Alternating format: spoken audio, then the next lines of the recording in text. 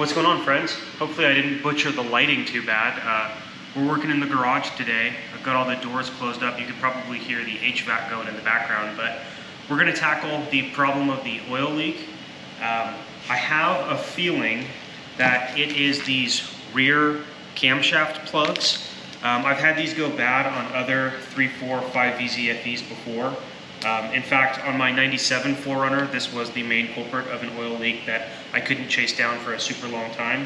So this job isn't super difficult, especially not compared to some of the other stuff we've done on this channel, but I do want to just go through what we're going to be working with today and kind of what this job entails.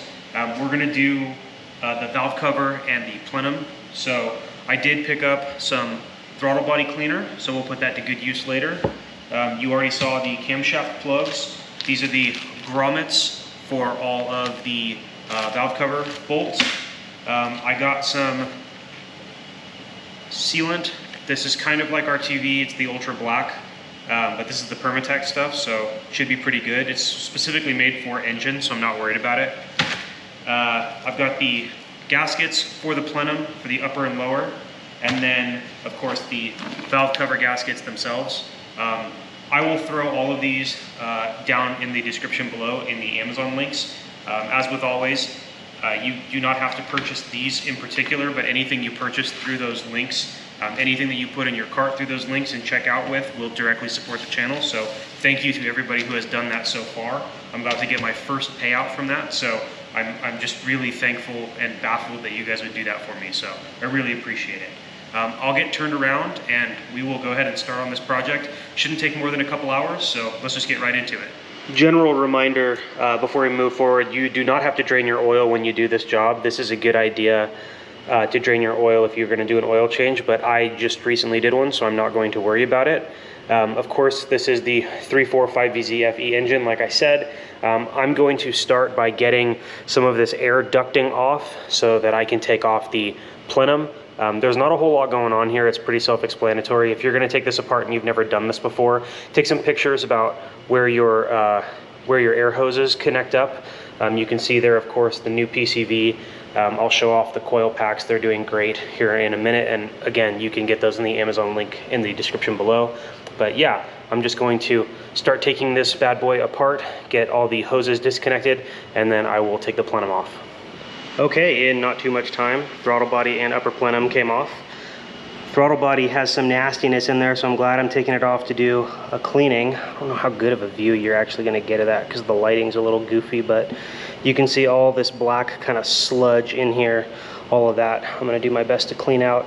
And then notably this down here, there's a coolant line, one off each side, and then a drain. And you're just going to want to put a rag in there just to catch any of the drips, because you know, I'm assuming that you're going to have a little bit of coolant drippage and you don't want to get that into your engine. Notably, when you take your upper plenum off, this is when you see all the memes and jokes about, oh, dropping a 10 millimeter bolt or head down into the engine. This is when you have to be really, really careful about not dropping anything down in there, because that will go right into your cylinders and then you are going to have a bad day. Well, I mean, I guess it would bounce off the valves and go into the cylinder, but you know what I mean. Come on, people. Anyways, I'm going to get started taking that lower plenum off, and then I'm going to tape the hole shut because I'm paranoid. So I will check in with you guys in a little bit. With the lower plenum out of the way, you can see what I was talking about getting some tape and covering up the holes. Obviously, this goes right down into the cylinders, so you want to make sure that that tape is on there nice and stout, so that way it does not rip and you don't drop anything down in there. What I'm going to do now is get all of the electronics unplugged and out of the way, all of the spark, fuel, everything like that. Get those moved out of the way, and then I should have access to my valve covers. Now, what I've done traditionally in the past is I've taken off the couple of bolts on the timing cover on the front, so that way I can pull that off and get a little extra clearance, and that seems to help with pulling the covers off and out. So what I'm going to do now is get all of the spark and everything out of the way, like I said, unplug whatever needs to be unplugged, and then we will get some of the electronics out of the way, get the valve covers off. We're almost there.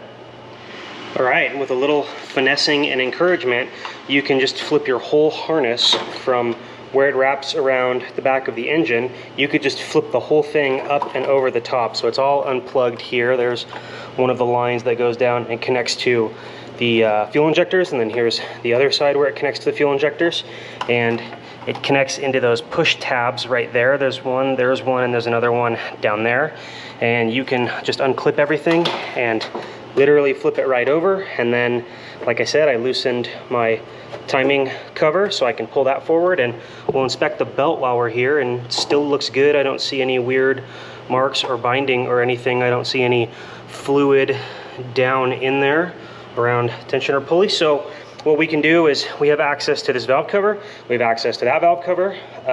I'll just make sure, of course, that nothing is in the way over here when I go to pull these out. PCV will just stay on here when I take it out. Have no reason to replace that because I replaced it earlier this year. And then we will get these up and out of here. I found that the best way to get these out is to lift them up a little bit, kind of pivot them, and then pull them forward at an angle. It's kind of funny to show you, and I don't have a great spot to put the camera, but if I can figure out a good angle, I will let you know. But anyways, that's my plan. I'll go ahead and get these valve covers off and we'll take a look. Okay, so taking a look at the valves now, you can see that I have in fact removed what I believe to be the culprit, which is back there. That would be where the camshaft plug is. I've got it pulled out. Here's what it looks like on the internal side. Where the cup is, that is where it faces the cam. And then you can see on the back here all of that sludge and buildup. That does tell me that that is where my leak was coming from, because there's no spot around the rim of that plug where it's not wet and just covered in sludge. So there are torque specs for all of these. I will throw them up on the screen right now. And that is so that you know how to orient the plug. Again, it goes cup side in. You want the flatter part on the outside, and then get that torque spec in there correctly. Yeah, if you have bad leaking valve covers and you can't determine exactly where it's from, it's probably that rear camshaft plug. So go ahead and give those a look. While I had this all apart, I did check my half moons. You can see the lines right there where that one is, and there's another one right there, and I don't think that I'm leaking out of either one of those. And I will say that the gasket that I had on there, all of my spark plug tube gaskets basically fell out, and you can see that there's some scoring on this one, and it's pretty worn through. So definitely glad that we're tackling this. Oh yeah, no pressure, just fell right out. So yeah, definitely glad that we've got that taken apart, and I will go ahead and start getting everything put back together on this passenger side. Okay, as we get ready to put everything back together, at least on the passenger side, it's important to note that you want that cup facing upwards. So you want that spark plug tube being able to slide in there when the valve cover is turned over. Those are a press fit, so you just pop the old ones out and press the new ones in. It should not take an excessive amount of force, but you're going to want to push them in a little bit. And then your gasket should seat nice and pretty all the way around. And then I've got everything in there torqued back down. So I'm going to pop this valve cover on, and we will get started on the other side. Just so we're clear, all of the valve cover bolts and grommets actually have their own torque specs. It is 53 inch-pounds. Do not mistake that for foot-pounds. You will strip those bad boys right out. I did not, but I'm just making sure. Common sense ain't so common anymore. Anyways, that's what she looks like when she's all buttoned up. Everything feels nice and tight. I'm going to move on to that other side now, so I'll catch up with y'all in a bit. So I've got the driver's side all put back together. Now, notably, I have not tightened it down yet. You can see that there is still quite the space here on these grommets, and that is because I knew that some old timer in the comments would say, oh, you don't need a torque wrench to tighten those down, you just want the squish. Well, old timer, you're right. You do not actually need a torque wrench to do these. You're looking for the squish. For you young kids who have never done this before, you want that squish to be like the thigh popping out of thigh highs on an anime girl's socks. That's what you're looking for. You're looking for the thigh squish.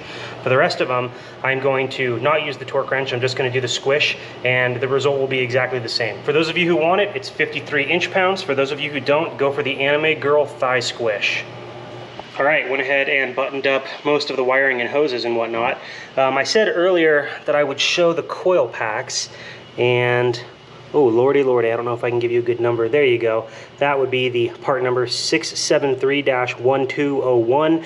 That is the Denso part. Denso does make the original coil packs for this engine, so do not feel bad to buy just the Denso ones. They're like 150 bucks, which is like 100 bucks cheaper than you can get from Toyota.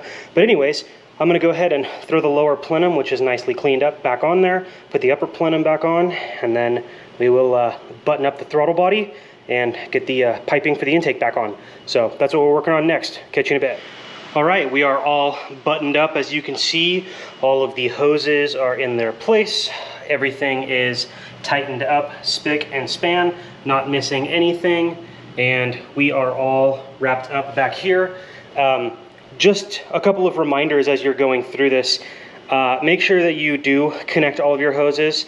There's a little valve, oh, I don't know if you can see it right there on the back, and it's this valve right here. You can see that kind of orange-brown plug. Make sure that you get that plug back in, and there's a little hose that goes underneath.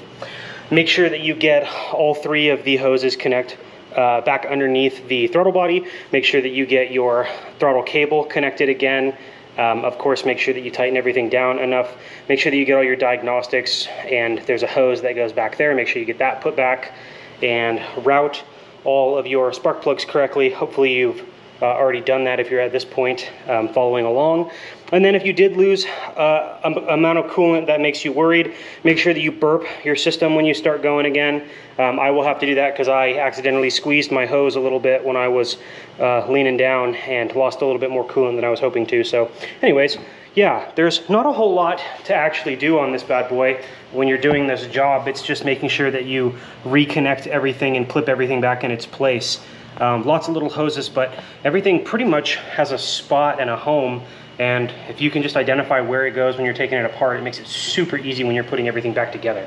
So this job, all in all, took me about 2.5 hours, taking my time. I've done this job, I don't know, half a dozen times now, and it's not too bad. It's just making sure that you put everything back in the correct spot. You know, making sure that you get all your grounds back on, and obviously my timing cover back on. But yeah, it's not too bad, and just take your time, put everything back together, and away you go. Hopefully this fixed your oil leak if you had oil coming out of the camshaft plug like I did. I will wait for my FIPG or my RTV to seal, and then I will start it up probably tomorrow, as it's gotten a little bit later in the day now and I don't want to wake any of my neighbors up. So anyways, that's where I'm at.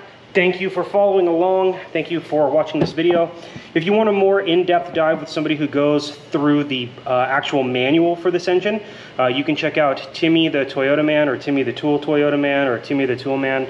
I'll link his channel down below, but he does the best videos for Toyotas that I know. I'm not saying don't keep watching my stuff, but if you have any supplemental questions, you can check out that channel because he goes way more in depth. This was just a very quick once over of what you have to do. So anyways, thanks for watching. Peace out. I will check in with you guys later.